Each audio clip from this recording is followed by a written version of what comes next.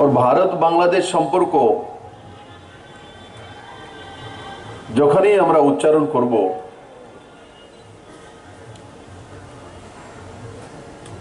প্রথমে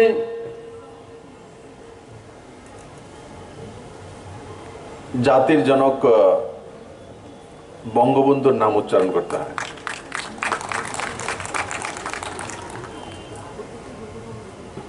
तत्कालीन भारतीय प्रधानमंत्री श्रीमती इंदिरा गांधी और शेख मुजिबुर रहमान जानी পুরো দুনিয়াতে বঙ্গবন্ধু হিসাবে প্রতিষ্ঠিত।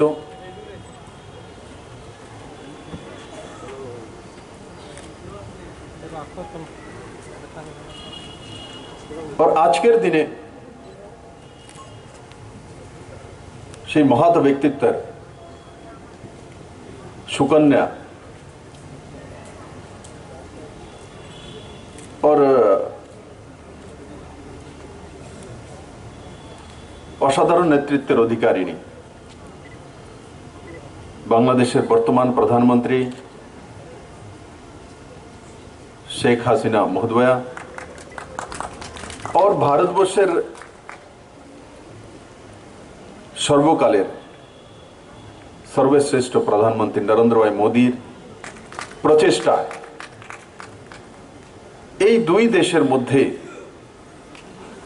সম্পর্কের আরো বেশি উন্নতি হয়েছে। শুধু কালচারাল দিক দিয়ে নয়, বাণিজ্যিক দিক দিয়ে और অন্যান্য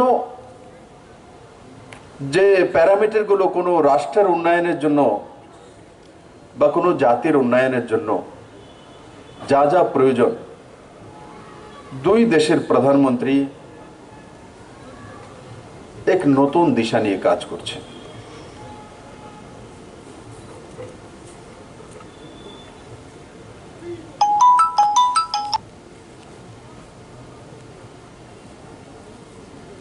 উনিশশো ৭১-এর পর और খুব কম সময়ের মধ্যে নির্মমভাবে বঙ্গবন্ধুকে হত্যা করার পর বাংলাদেশকে অনেক কিছু সহন করতে হয়েছিল, কিন্তু উপরওয়ালা সাথ আর বঙ্গবন্ধুর যে আত্মার শক্তি সে প্রমাণিত করে দিয়েছে যে বঙ্গবন্ধুর বিচারধারা এবং তার আত্মবিশ্বাস বাংলাদেশকে এগিয়ে নিয়ে যাওয়া, ভারত বাংলাদেশ মৈত্রী সম্পর্ক সুদৃঢ় করা, যেটা মাঝখানের সময় কোথাও একটা বড় গ্যাপ হয়েছিল, কিন্তু বাংলাদেশের আজকের যিনি প্রধানমন্ত্রী উনি যখন বাংলার মাটি থেকে উচ্চারণ করলেন যে ভারতবর্ষের বিরুদ্ধে কোনো কনস্পিরেসি করা হোক বা ভারতের উন্নয়নের বিরুদ্ধে কোনো ষড়যন্ত্র হোক, বাংলাদেশের 1 ইঞ্চি মাটিও ব্যবহার করতে দেব না, তো সেই মৈত্রী আরো বেশি শক্তিশালী হয়েছে। আর আমি আশা করি এই দুই দেশের প্রধানমন্ত্রী মিলে ভবিষ্যতে আরো সুন্দর এক সৌহার্দ্যপূর্ণ সম্পর্ক তৈরি করবেন।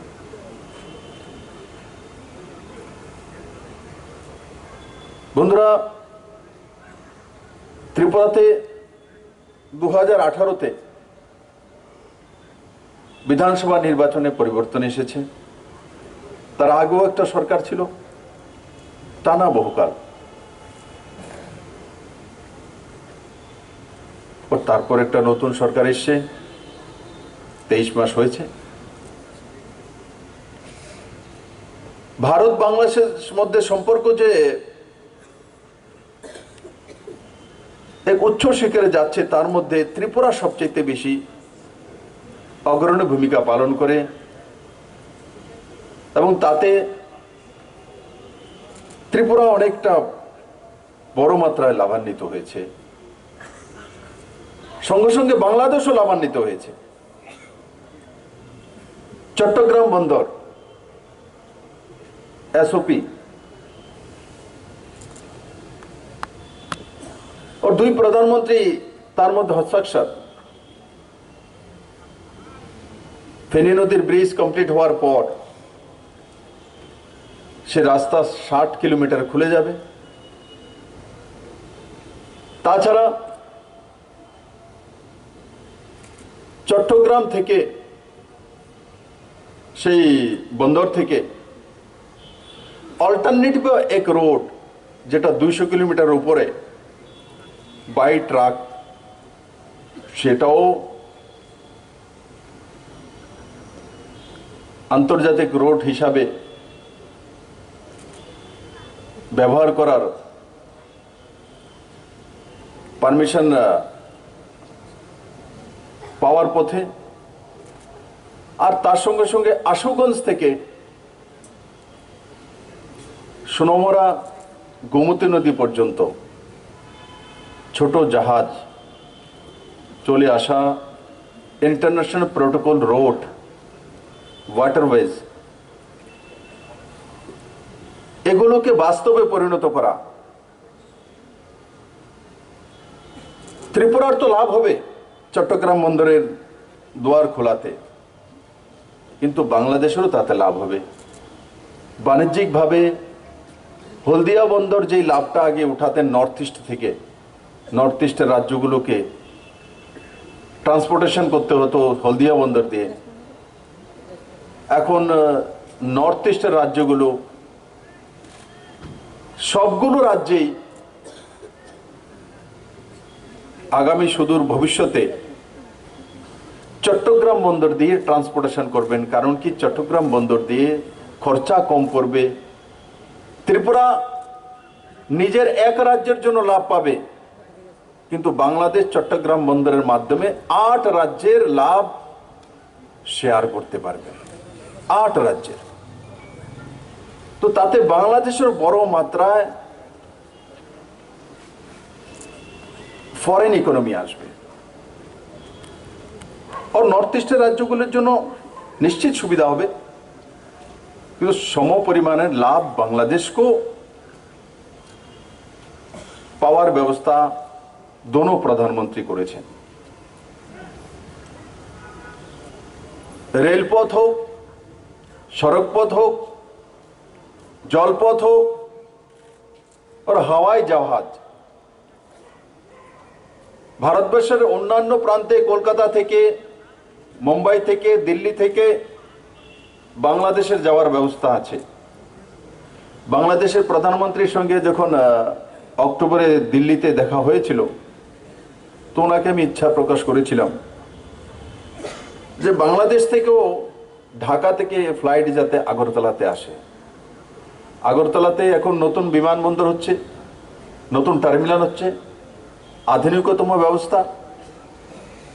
তা আমি ওনাকে ইচ্ছা প্রকাশ করেছিলাম যে আপনি আগরতলা এয়ারপোর্টটা তো একদম বাংলাদেশ সীমান্তে, পুরো দেশের মধ্যে একমাত্র বর্ডারের মধ্যে যদি কোনো এয়ারপোর্ট থাকে সেটা আগরতলা এয়ারপোর্ট, একদম বর্ডারে। তো সেই বিমানবন্দরের রানওয়েকে বাড়ানোর জন্য বাংলাদেশ ভারত মিলে একই বিমানবন্দরকে কেন না ব্যবহার করতে পারে। আর তার জন্য আমি বলেছিলাম যে আপনি কিছু বাংলাদেশের জায়গা সেখানে করে নিন, টার্মিনাল হয়ে যাক, তো বাংলাদেশও এটাকে ইউজ করতে পারবে আর ভারতও করতে পারবে। তো ওনার কাছ থেকে একটা প্রস্তাব এসলো, বলে এখন তো ঢাকা দাউদকান্দি হওয়ার পর ঢাকা, কুমিল্লা বা ব্রাহ্মণবাড়িয়া বেশি দূর নয়, আমরা একটা এয়ারপোর্ট করতে চলছে, ইন্টারন্যাশনাল এয়ারপোর্ট, সেটা কক্সবাজারে। আর আমি আপনাকে বলছি, ফেনী নদী ব্রিজ হয়ে গেলে কক্সবাজার তো যাবেই লোক দেখার জন্য, এশিয়ার লংগেস্ট বিচ। আর সঙ্গে সঙ্গে কক্সবাজারে যে ইন্টারন্যাশনাল বিমানবন্দর হবে তার লাভ যাতে ত্রিপুরা উঠাতে পারে তারও ব্যবস্থা করব। আর আমি ইচ্ছা প্রকাশ করেছিলাম যে বাংলাদেশ থেকে বিমান ডাইরেক্ট ঢাকা থেকে বিমান আসা প্রয়োজন আগরতলাতে। তখন আমাকে উনি বলেছেন যে বাংলাদেশ সরকার কিছু বিমান কিনবে, তো তার মধ্যে একটি বিমান যাতে আগরতলা আসে তার ব্যবস্থা উনি করবেন। তো আমি কেন বললাম, তো বাংলাদেশের সঙ্গে ট্রেনের মাধ্যমে যোগাযোগ, তারপর স্থলপথে বাসের মাধ্যমে, ট্রাকের মাধ্যমে যোগাযোগ, তারপরে ওয়াটারওয়েজের মাধ্যমে যোগাযোগ, তারপর হাওয়াই জাহাজের মধ্যে যোগাযোগ। আর সবচাইতে বড় যোগাযোগটা হচ্ছে হৃদয়ের মাধ্যমে যোগাযোগ রয়েছে দুই দেশে। তো এগুলো দুই দেশের ইকোনমিকে শক্তিশালী করবে।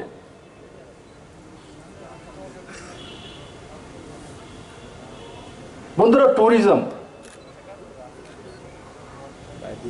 মানে স্বাভাবিকভাবে প্রথমবারে মনে হবে যে কোথাও একটা নতুন জায়গা হবে বা কোথাও ডেস্টিনেশন আছে, সেখানে ঘুরতে যাব, ঘুরবো ঘাটবো ফ্যামিলিকে নিয়ে,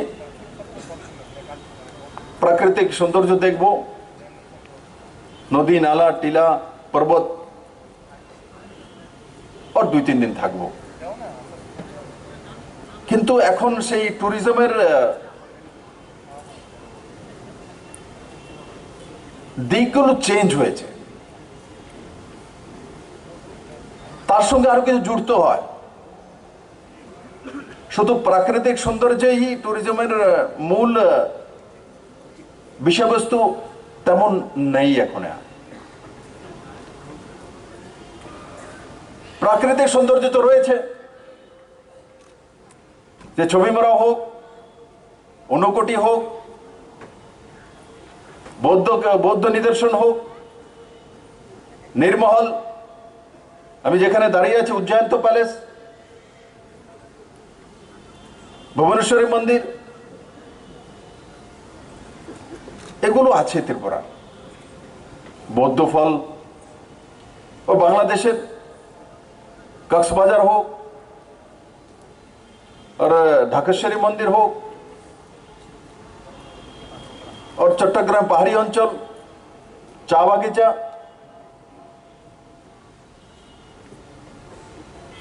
বিভিন্ন বৌদ্ধ নিদর্শন, ময়নামতি, এগুলো রয়েছে বাংলাদেশের কাছে।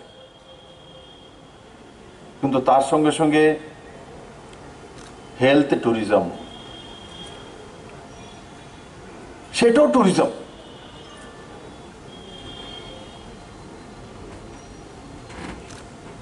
হেলথ ট্যুরিজম বড় একটা সেক্টর। বাংলাদেশ থেকে বড় মাত্রায় চিকিৎসার জন্য ত্রিপুরা হয়ে চেন্নাইতে পাড়ি দেয় 1 লাখের উপরে পেশেন্ট প্রতি বছর। আর যদি চেন্নাইতে গিয়ে এক একটা পেশেন্ট এভারেজ 3 থেকে 4 লাখ টাকা খরচা করে, হিসাব করে দেখুন যে কত কোটি টাকা খরচা করে আসছে চেন্নাইতে। আর তারপরে সেটা একটা নতুন অপরিচিত আবহাওয়া, অপরিচিত শহর, অপরিচিত ভাষা, অপরিচিত রাস্তাঘাট, সেটা যদি ত্রিপুরা ডেভেলপমেন্ট হয় তাহলে एक भाषा, एक स्वभाव, एक कल्चर और नियरेस्ट डेस्टिनेशन, এখানে পায়ে হেঁটে আসতে পারে ব্রাহ্মণবাড়িয়া থেকে, এখানে রিক্সা দিয়েও আসতে পারে ত্রিপুরা বর্ডারে, তারও ব্যবস্থা রয়েছে। তার জন্য ত্রিপুরা সরকার হেলথ ট্যুরিজমে কাজ করছে। বড় হসপিটাল গ্রুপকে ত্রিপুরাতে আনার জন্য ত্রিপুরা সরকার পদক্ষেপ দিয়েছে। আমি আশা করি খুব কম সময়ের মধ্যে ওয়ার্ল্ড ক্লাস চিকিৎসার ব্যবস্থা ত্রিপুরার মধ্যে হবে। ও তাতে যে বাংলাদেশের পেশেন্টদেরকে গিয়ে 4 লাখ 5 লাখ টাকা খরচা করতে হতো, তার জন্য চেন্নাই যাওয়ার জন্য সঙ্গে ইংলিশ বলতে পারে এমন লোক অনেক গরিব আছে, চিকিৎসার জন্য যাবে, হয়তো ভাষাটা বোঝে না, তার জন্য একজনকে সাথে নেওয়া, পরিবারের 2-3 জন সাথে লোকে নিয়ে যাওয়া, তারপর গিয়ে ওখানে ভাড়াটিয়ে থাকা, অন্য অনেক ব্যবস্থা করতে হয়। কিন্তু এখানে যেভাবে বাংলাদেশ টুরিস্ট আসছে প্রমাণিত হয় যে 80% টুরিস্ট বাংলাদেশ থেকে আসে। অনেক টুরিস্ট এমন আছে সেম ডেতে এসে সেম ডেতে বাজার করে আবার চলে যায়। তো সেখানে পাসপোর্টে এন্ট্রি থাকে যে সকালে এসে বিকেলে চলে গেছে। তো এখানে চিকিৎসা ওপিটিকে দেখেই আবার নিজের বাড়িতে চলে যেতে পারবে, তার থাকার খরচা লাগবে না, তার প্লেন ফেয়ার লাগবে না। বড় একটা খরচা থেকে বাংলাদেশের মানুষ বাঁচবে। তার সঙ্গে সঙ্গে যখন আসবে, যখন সুস্থ হবে, সুস্থ হওয়ার পর পরিবারের লোকদেরকে নিয়ে 3 দিন ত্রিপুরার যে প্রাকৃতিক সৌন্দর্যগুলো আছে সেগুলো দেখার তাদের সুযোগ হবে।